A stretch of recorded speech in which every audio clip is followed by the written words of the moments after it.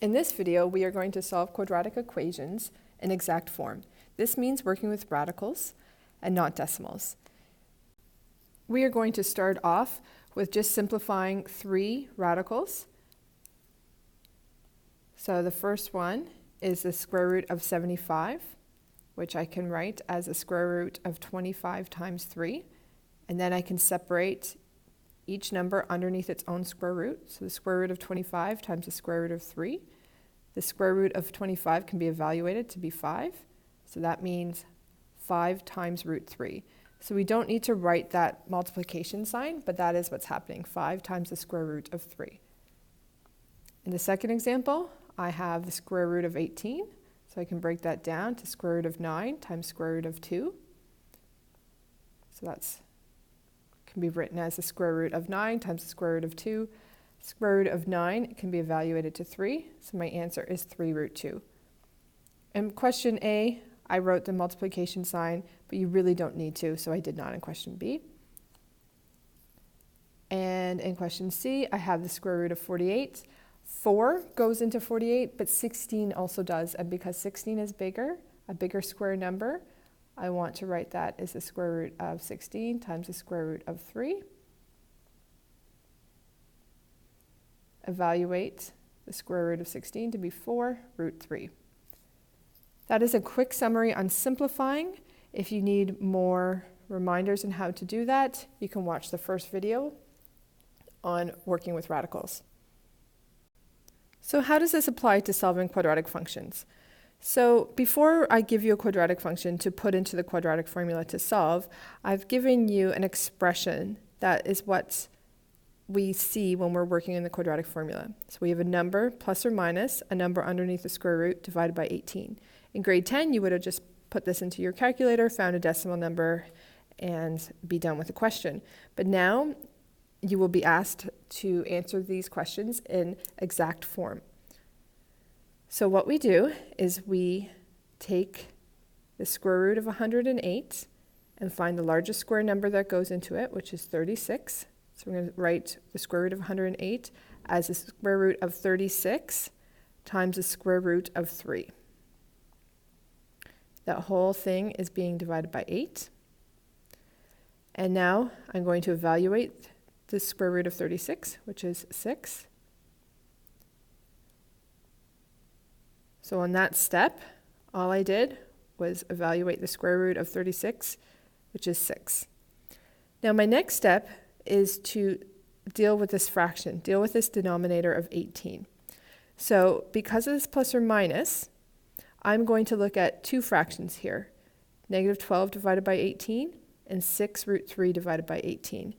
So it might be helpful to write those 2 fractions out separately. 12 divided by 18 plus or minus 6 root 3 divided by 18. And make sure you understand this step. I have 2 terms in the numerator. Both of those terms are being divided by 18. So instead of writing it under one common denominator of 18, I wrote 2 separate fractions.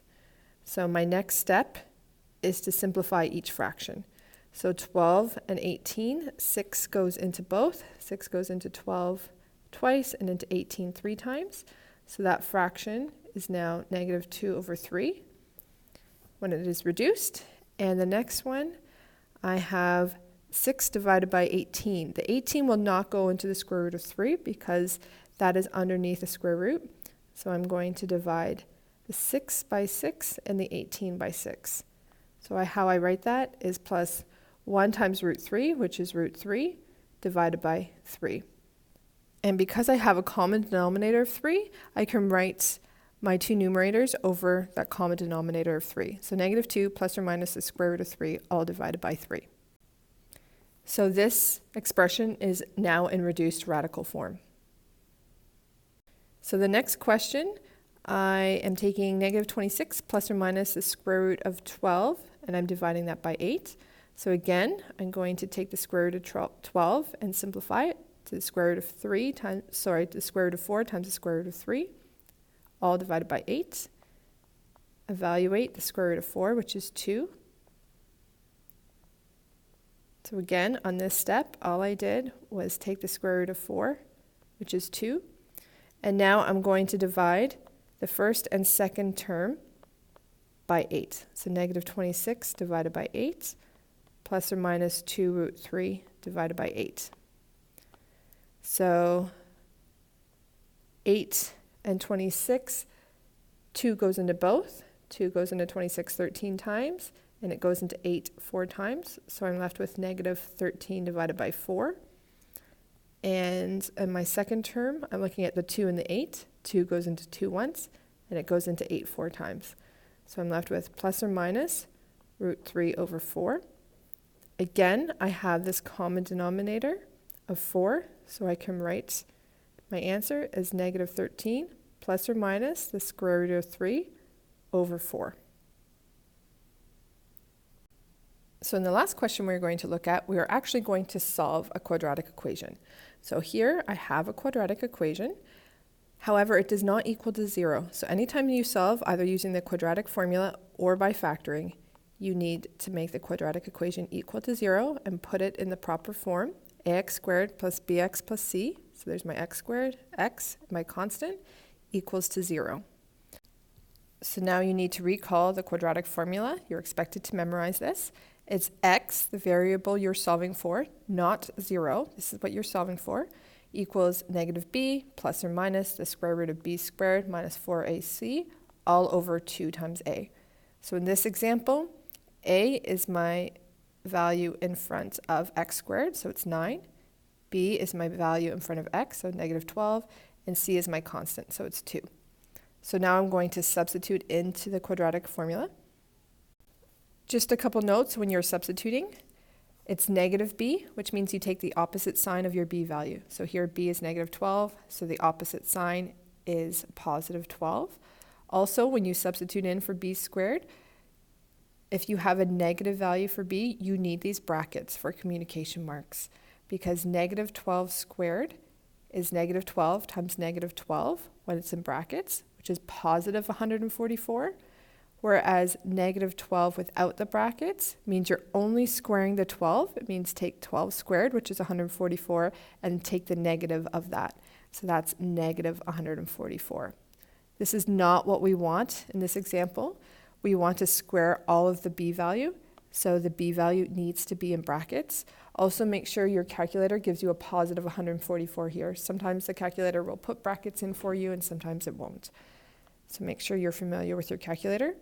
And now we will evaluate. So I get 12 plus or minus 144 minus 72 over 18, which simplifies further underneath the square root to 12 plus or minus the square root of 72 over 18.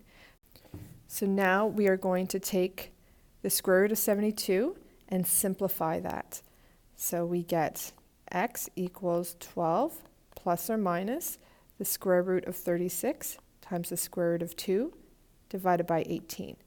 So here I changed root 72 to root 36 times root 2.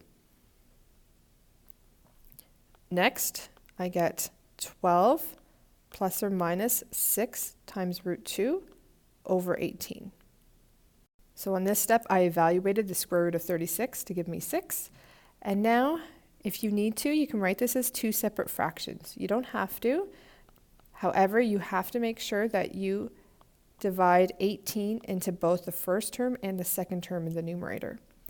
So here, 12 and 18, 6 goes into 12 twice, into 18 3 times.